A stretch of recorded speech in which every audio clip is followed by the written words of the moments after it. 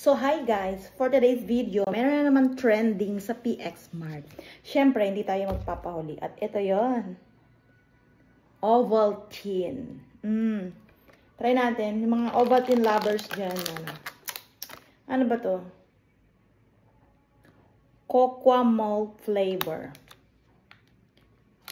Alam ko anong ano to. Parang tiramisu. Ano ba to?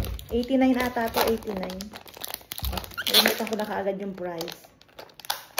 Nagkikrave kasi ako ng something sweet na mga dessert na ganito. Ayan o. Ayan siya. Tikman. Ay. Oh, yun. Parang tiramisu.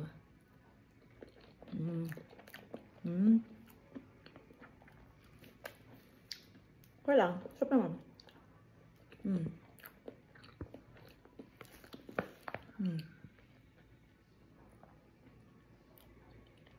Sarap naman siya.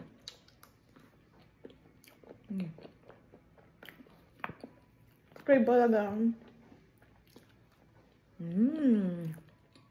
Ovaltine yan, PX Mart.